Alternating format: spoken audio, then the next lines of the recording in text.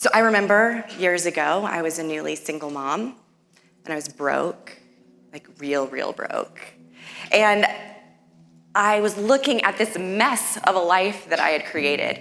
And when I looked inside, like really deep, I could see that there was some value in me. However, the problem was that when I opened my eyes and I looked at my life and I looked in the mirror, I couldn't see what that value was. So I had to act on faith, and I started asking, what is my next path in life? Where am I supposed to be? And I found sales. Sales became my path. Just as sales is your path. And sales is not a job. Sales is not a department. Sales is a path of life improvement. And I say that because to be great in sales, you need to be able to quickly gain rapport with somebody, be able to understand their needs and how you're going to improve their needs. You need to be able to strategize and be creative about how you're going to meet those needs for them. You need to be able to be a product expert of everything in your home. You need to be able to crunch numbers in your head, and you need to do all of that while smiling and giving all of your certainty to somebody else so that they can make the biggest purchase of their life. And we do that, you do that, regardless of what's going on in your life. That is what is expected of you. And that's why most people won't step into a role of sales, because it's a path of life improvement, and most people don't want to step into that place.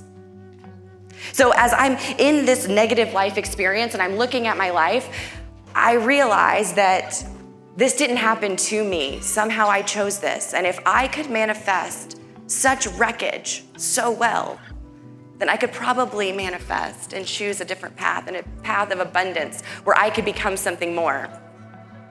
And so I wanted somebody that I could mimic myself after, that I could look at how did they live their life? How did they live a life through inspiration?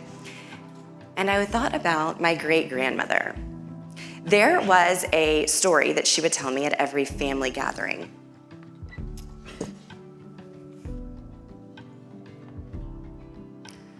Now, Mary Marshall, you know that for years, all I wanted to do was be a golden merrymaker.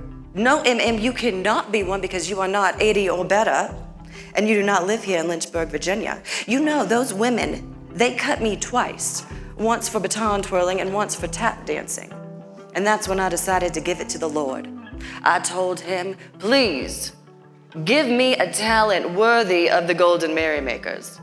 And Mary Marshall, there I was brushing my teeth one day when God put his hand down on me and bestowed the gift of ventriloquism.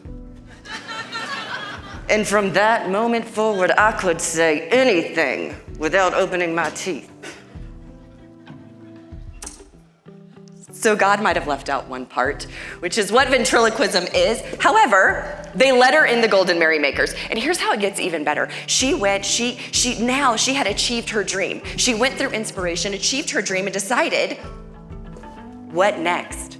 How could I make this dream even better? And she came up with an idea, and she went home, and she cold called the White House. And she booked herself as the entertainment for a presidential dinner.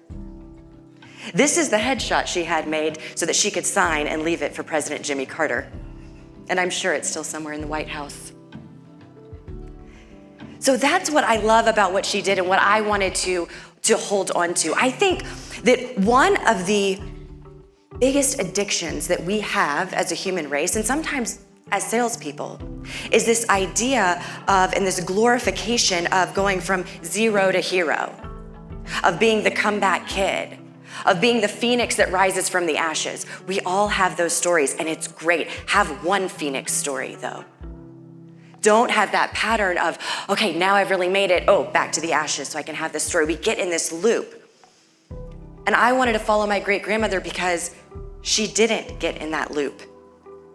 She jumped out of it and said, what's next? What's next? And that's what I want you to listen to in the stories. You're gonna hear great, great stories from people today. And we all have the ashes to rising story. We all have our rags to riches. But listen after that about how they kept going and making their dreams more fun and the next level. Because that's what we're here to do. That's what we're brought to this life for, is to make it better and to have more fun with it.